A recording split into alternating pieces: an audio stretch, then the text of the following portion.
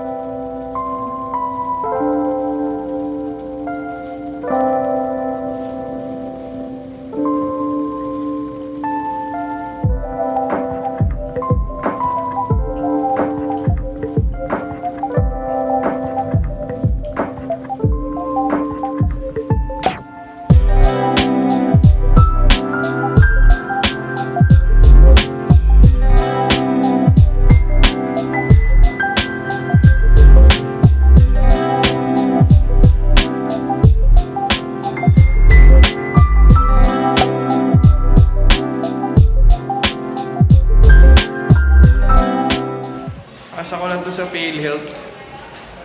Ano, wala nang paulit. Ito na tayo. Okay na, approve tayo. Galing ko.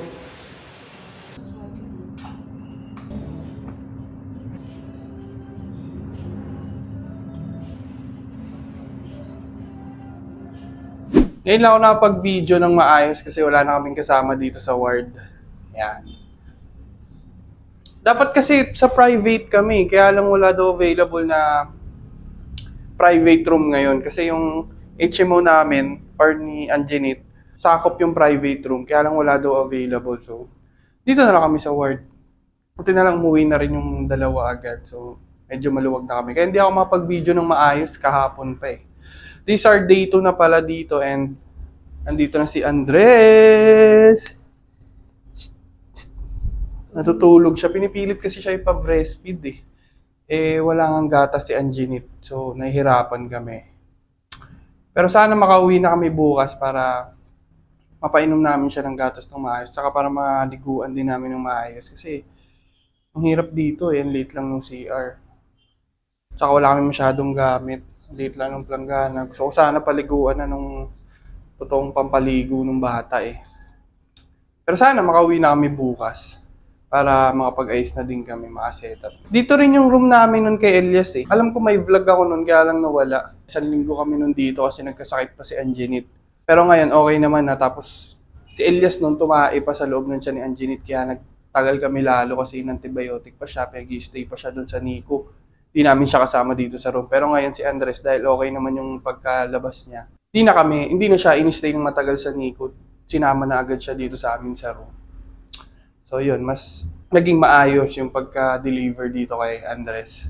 Paliguan lang namin si Andres, ay punasan lang ng bulak, tas mainit na tubig. Ako na maglalapag. Wait lang, dyan mo lang muna. Ah, baby. Ligo muna tayo ha. Tunas lang pala.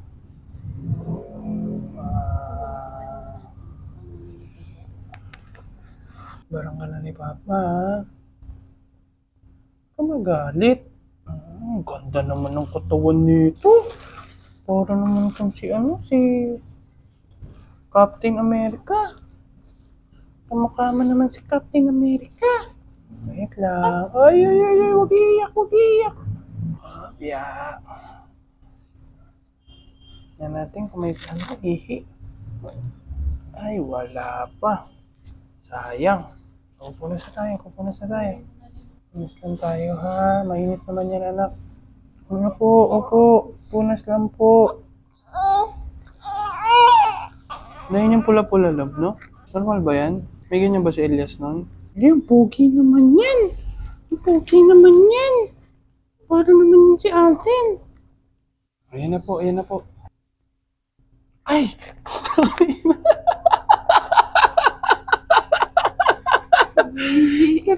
Ano yung bulak, anak? Ano ba yan na? Mag-start tayo. Basa na naman yung damit. Basta ka lang. Ulit na naman tayo, nak. Ay, medyo mo. Yan, hindi. Ulit tayo, nak. Hindi namin kasalanan to, ha? Bagal mo daw kasi. Bagal kasi ni Daddy. Eh, no? Okay, Papa. Wow, malinis na ang pogi. Malinis na ang pogi. Palitan mo na yan. Ang dami ka namang ganito eh. Hindi mo naman magkagamit yan. Oh, babe lang ah. Behave lang ah. Mga pogi, behave lang. Sabihin mo kay Kuya Elias yan ah. Mamaya, ay bukas may kita mo na si Kuya Elias, be. Sarin mo, be. Sarin mo. Finish! Today's our day 3 guys. Sana makauwi na kami ngayon para makadede na ng matiwasay ito si Elias tuloy, si Andres. Ayun, may konting araw dito so pinapaarawan ko siya. Alay mo naman. Pag uwi na namin siya paarawan ng totoo. Si Angelit kumakain pa eh. Para may madede si Andres kahit pa paano.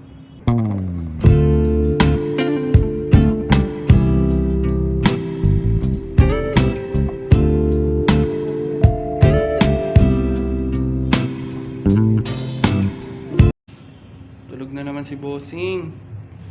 Paut na kami. Naantay na lang yung bill namin. Sana mura lang. Para bibili namin ng iPhone 16 yung sobra eh. Mando. Hindi, pang ano kasi siyempre walang work si Anginit. So, tatago lang namin. Sana mabigay na agad yung bill para makauwi na kami ng maaga-aga kasi si Elias wala nang gamit dun sa pinag-iwanan namin which is sa sa mama ni Anginit. Yun. Sana dumating bago mag alas 3 para makauwi na rin kami agad, hindi pa madilim. Tutulog po. Saka hindi pa nakakadede ng maayos to. Kaya sana makauwi na kami. Mapaliguan ko si ito. Sa si Angelit makaligo. Di pati ako. Apong pahuling ligo. Pinapractice ko si Angelit para makalakad-lakad agad. Gumaling agad. Yan ako pa ano naman. Pabalik naman. Okay, pabalik dito. Side view naman. Master mo na yung harap eh. Yan, dahan-dahan lang. Take your time. Okay. No hands, no hands. Sakit pag binibitawan?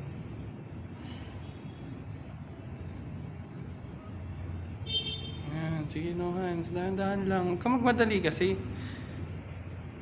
Yan, dahan-dahan lang. Dahan-dahan lang.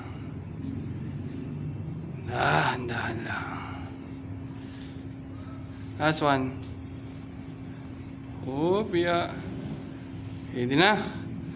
Pwede na tumakbo. Takbuhan yung bills. Lapad din yung bill. Alas 4 na. Ay, hindi pa namin siya inaantay umaga. So, kinukompute pa din hanggang ngayon. Wala kang discharge dito ng umaga. Wala ata na-discharge dito ng umaga eh, no? Puro hapon. O gabi. Love. Ladies. Uwi na kami. Tayo lang ng Grab.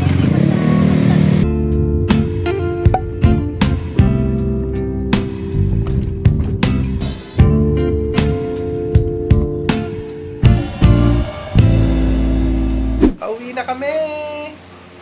Tabi ko na yung lumpiang pogi. Tutulog siya. Pagka-uwi namin, naligo muna ako. Then pagkas ko maligo, pinaliguan ko to. Then si Anginit naman naliligo ngayon bago siya pumasok ng kwarto. Siguro mag-order na lang kami ng pagkain. Ako maglalaba pa ako kasi wala na tong damit. Ubus na.